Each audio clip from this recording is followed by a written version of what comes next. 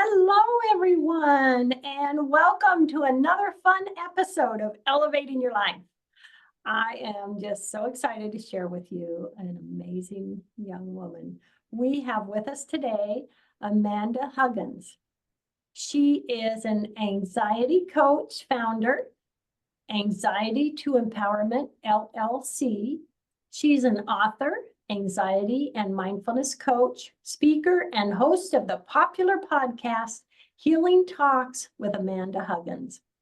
Amanda's signature scientific, practical, and spiritual approach to anxiety has helped thousands of individuals break out of old patterns and restore peace in mind, body, and soul. She offers her work through one-on-one coaching, digital courses, and retreats. Wouldn't that be fun? And her book, Anxiety to Empowerment, Exercises and Meditations to Stop Stressing and Start Engaging, is a fantastic lesson from her own journey healing from chronic anxiety following a decade working in high-stress startup environments. And she's also a featured author in the book Embodied Resilience through Yoga and Cyndi Dale's Chakra Essentials series. You are so awesome, Amanda. Thank you. So are you. Oh, thank you. I just so loved your book. I just loved it. Thank you. First off, is there a little more of your background or history you'd like to share, and kind of what prompted you to write this fantastic book? Yeah, I think if you read between the lines, it's sort of in that bio that you read so wonderfully. But my work as a coach and a healer wasn't something that I really, woke up one day and was like, this is what I want to do. It really was this byproduct of doing everything right on paper. And in the first half of my more corporate or startup career, again, on paper, excelling. So like well-traveled and promotions, and I had very busy social life, but I felt so disconnected from myself, my body, and that disconnection led to this really severe, all-encompassing type of anxiety. And that anxiety touched into everything: my relationships, my relationship to money, to work, to myself. And I just kept coming back to this drumbeat of, frustration and pain and disconnection. And I had a couple of rock bottom moments that ultimately led to kind of a hands in the air surrender moment where I was like, I have to figure this out. Like something is not right. And I went on this journey and I kind of tried everything.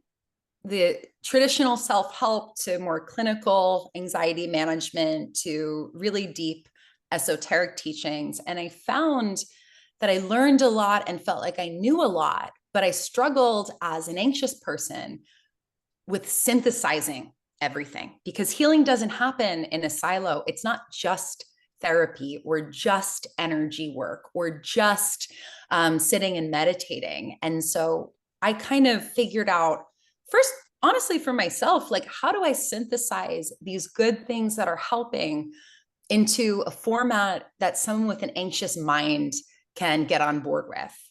And when I started to feel better and I started, I was teaching yoga and starting to work with people one-on-one, and this coaching and healing business kind of evolved from that place almost 10 years ago. And it felt important to turn that programming into a book, because not everyone can afford one-on-one coaching. Not everyone has access to working with someone in a one-on-one capacity. And so this book is essentially a year's worth of coaching and meditation instruction and grounding for, under $20. And that to me was really important, because I don't think that healing should be like behind a paywall for people. I think that's insane.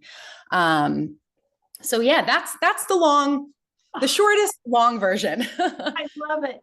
And I love in the book, it's a variety of aspects and exercises and information that people can get and use in their life.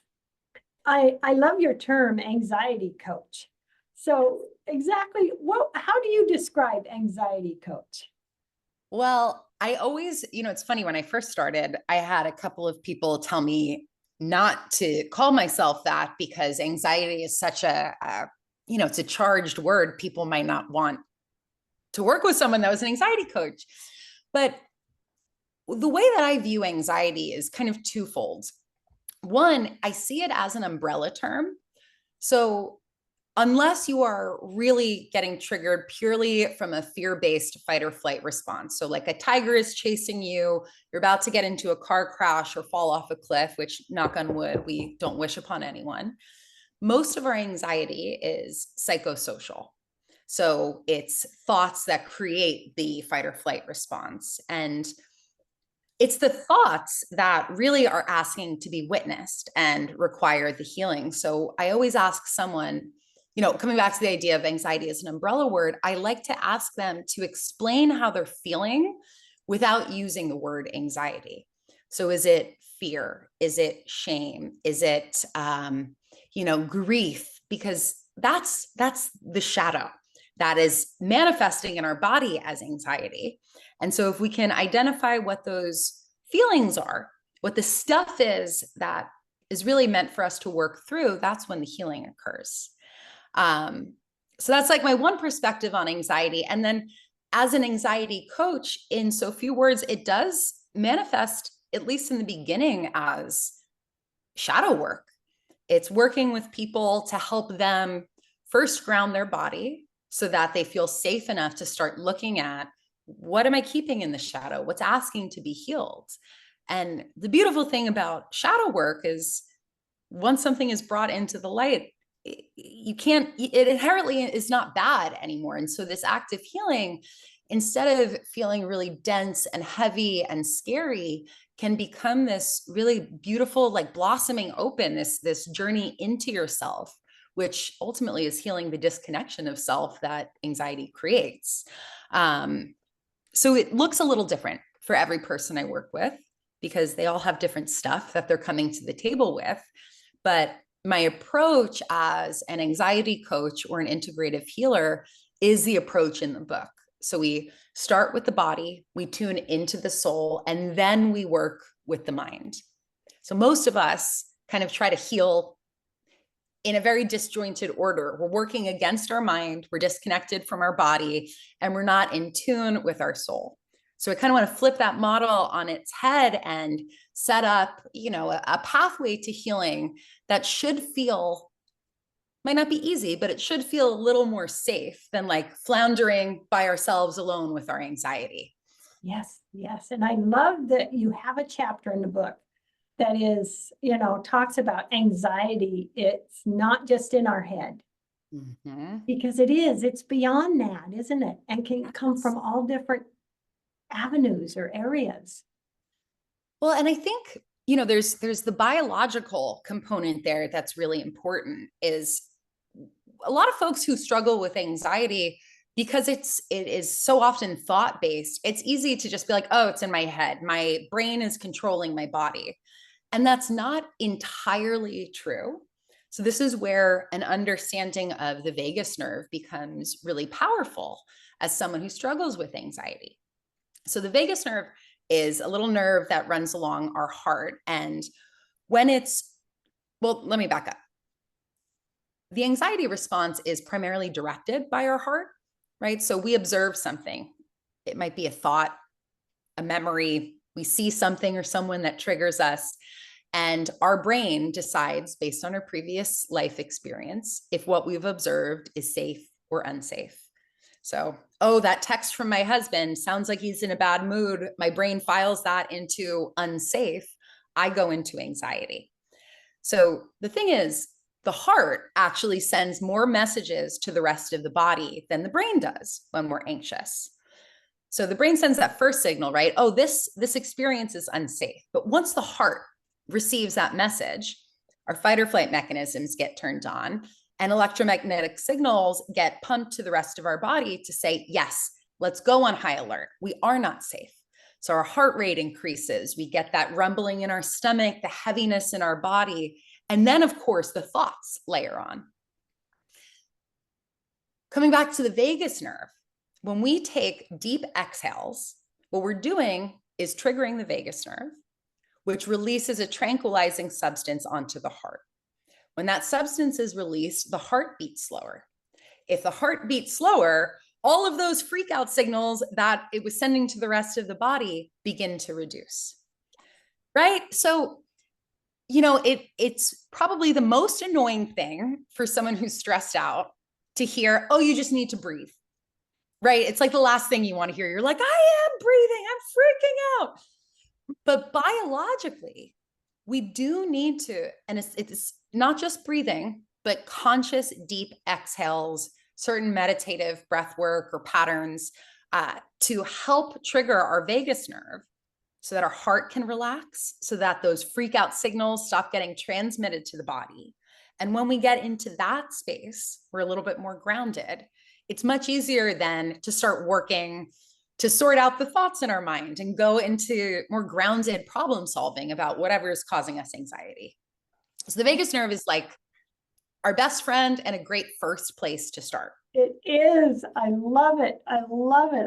I've just been fascinated with that. And isn't that fantastic how realizing that about the vagus nerve and that taking those deep breaths can really make a difference for us. It really is a great tool for us. And it's so funny, right? Because if we're an expert at anything, humans in general, it's breathing, right? We've been doing it since our first, we'll call it 5 seconds entering this world. The first thing we do is take a big, big, big inhale, and then we let out a cry, usually. But we tend to either doubt or forget that a lot of the most important components of healing are often really simple. Breath is really simple, and yet it's one of the first things to fly out the window once our heart rate increases. And so this is why I think like talking about the science of it sometimes can help anxious folks too, because you're like, oh, right, there's proof that this works. And I already know how to do this thing. And now I'm going to keep it in mind a little bit more. I might not do it perfectly, but I will try to breathe deeply the next time I'm anxious because I know it can work. Yes. And you share in the book something that I am a big fan of, square breathing. Go ahead and tell everyone, anyone, if any of you haven't heard about it, it's a wonderful thing. Amanda, share that for us, please. So square breathing is one of my favorite breath work or meditative breathing techniques to calm anxiety because and I'll explain how to do it in just a moment. It's very easy to remember. And it's also something that you can do anywhere. This is an eyes open breathing exercise, which is really valuable if you have kids in the back seat, or if you're in a meeting and getting overwhelmed, or, you're somewhere where it doesn't feel safe to close your eyes. You don't have to put your healing or your grounding on pause. So coming back to this idea of square breathing, very easy to remember because there are 4 sides of a square and there are 4 parts to this breath. And we're going to hold each part of the breath for 4 seconds. So that's the magic number, is 4. So what we do is we inhale for a count of 4. I'll do this with you. 4. Hold the breath for a count of 1, 2, 3, 4. Exhale for a count of 1, 2, 3, 4, and hold empty. 2, 3, 4. And those of you at home listening, you can go ahead and carry on with that. But the holds of that breath are really important because it's in those spaces in between that our body has a chance to, in so few words, reorganize and allow the relaxation to happen. I do a lot of work with children, just teaching them like emotional literacy and then kind of being the middleman communicator between child and parent through, emotional healing, social, all of that stuff. And square breathing is always a kid favorite, especially if they're like really getting into numbers, because They love making the shapes. They remember and it can become sort of like a fun entry point into self-soothing. So if you have younger kids, especially under the age of like 6 or 7, that's always something I recommend. Oh, I love that. I love that. Oh my gosh. Sharing that with children, that is so fantastic. And I love in the book you discuss balancing the two nervous systems, the sympathetic and the parasympathetic. Give us a little description of those, if you would, please, Amanda. Yes. So we have our fight or flight response, and then we have our rest and digest response. Those are the two, common. They're easier to remember than sympathetic and parasympathetic, respectively. So we all know what fight or flight is, right? It's that moment once we're triggered where we go into our personal brand of anxious or panic or fear-based response. So we each have our own like individual body cues. Mine is usually like a tightness, a freeze, a heaviness in the chest. And so yours might be different. Those at home listening, their response when they're in fight or flight might be different. They might be a fighter. I'm certainly more of a freeze or a flighter. And so the work of baseline anxiety management, which is really grounding the body, studying our automatic responses, teaching ourselves new ways to self-soothe.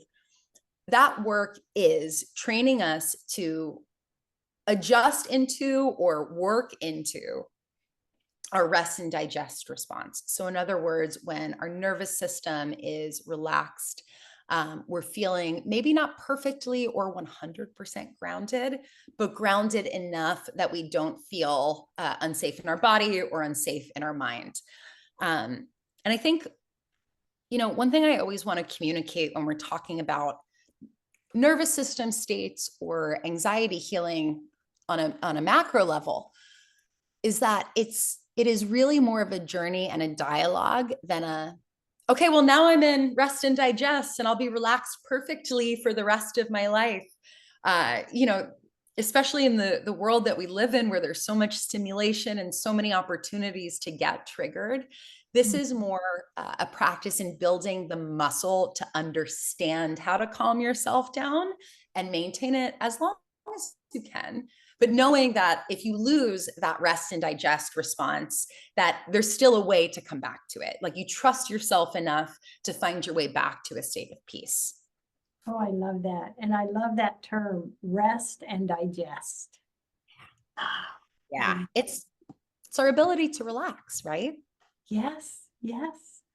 And something else you discuss in the book, you talk about sleep strategies.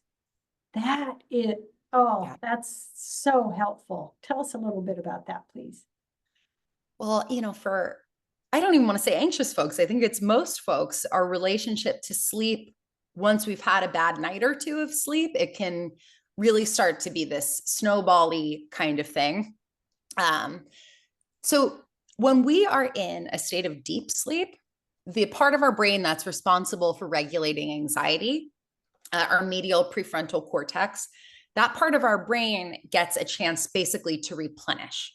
And so if we get a good night of sleep, part of our brain responsible for regulating anxiety is fully replenished and we feel good. We are capable of managing stress or triggers that come our way. Now, the problem is if you have anxious thoughts that are keeping you up at night, you struggle to fall asleep, then you have restless sleep, that part of your brain doesn't get to basically recharge, right? So we wake up kind of 2 steps behind the next day. We already have all of the stress that we were thinking about the night before. And the part of our brain that helps us with that hasn't had a chance to recharge. So this can become, as you can imagine, like a pretty tough cycle. And sleep becomes this very charged thing for people, something we want so badly and can't achieve.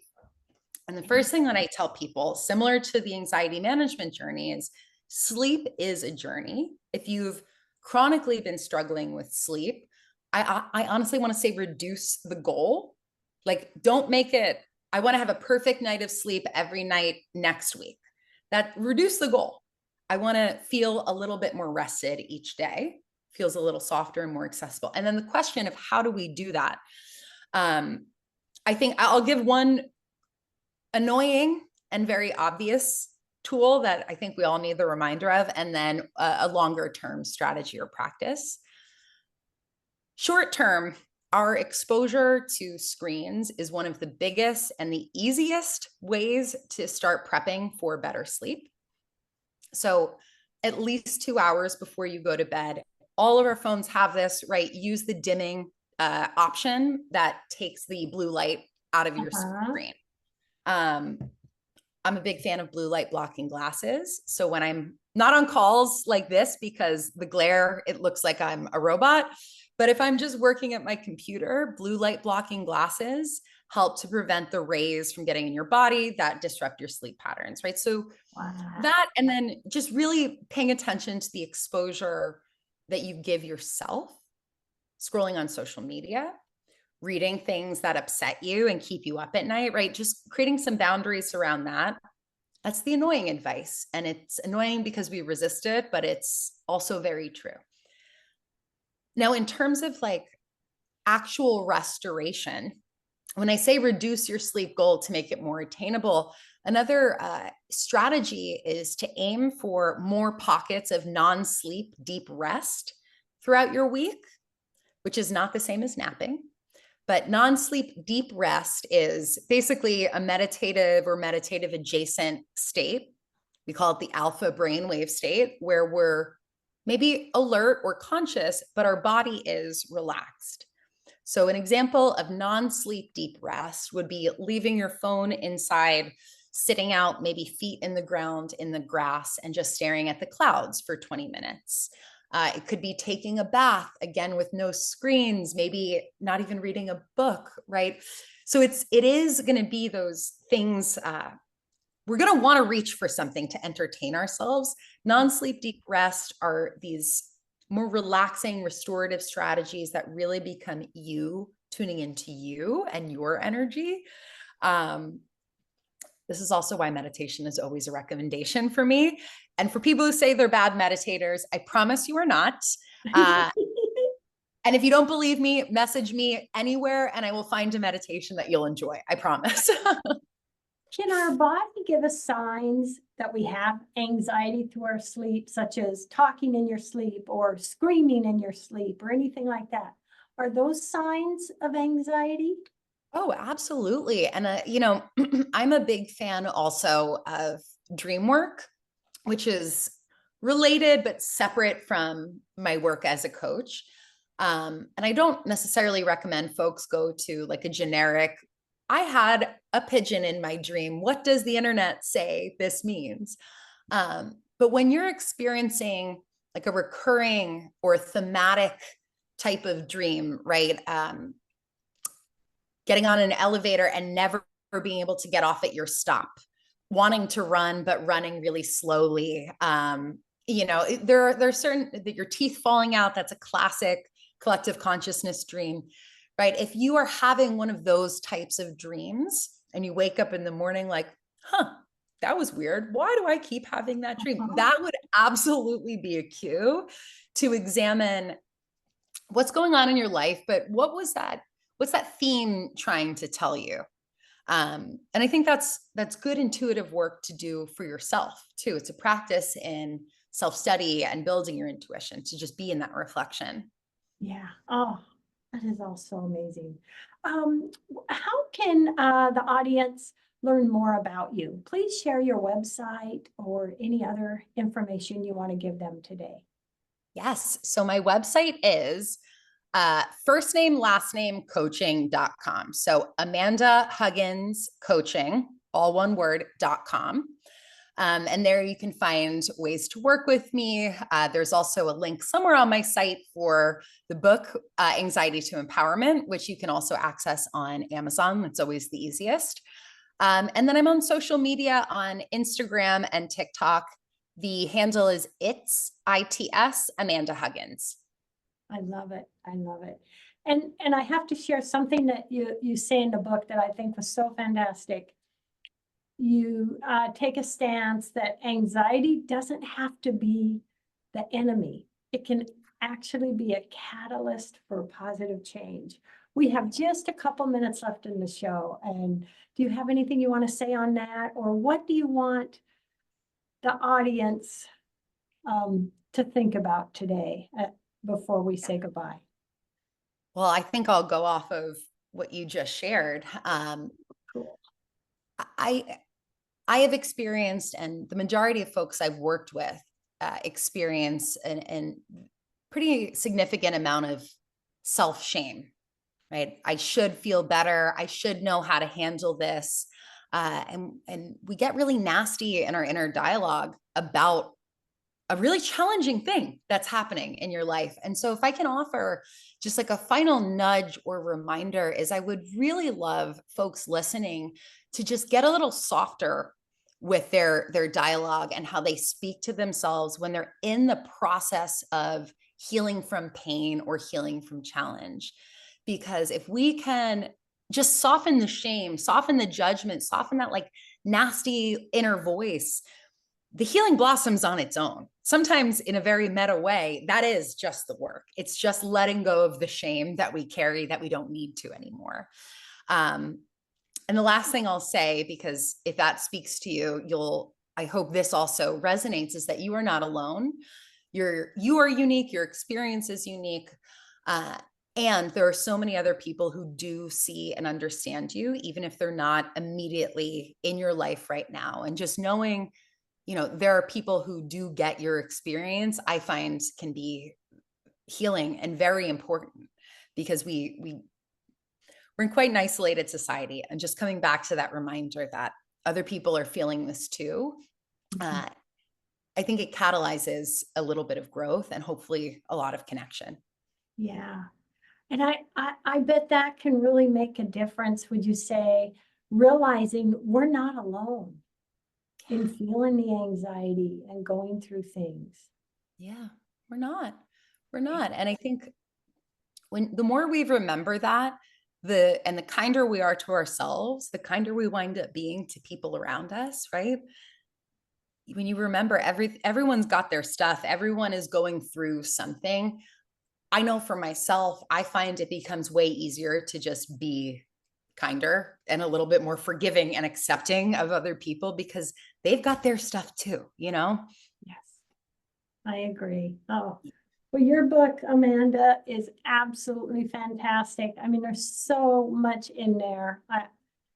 A big thank you for writing that book, because that's a gift to so many people. And I just love that you're an anxiety coach and all you do. I just want to give you a heartfelt thank you for what you do and all the people you're helping, Amanda. Thank you, Paula. Right back at you. This is such a joy. Thank you so much. I'm just honored to have you on the show. Everyone, thank you for joining us. Love, hugs, and blessings. Amanda, love, hugs, and blessings.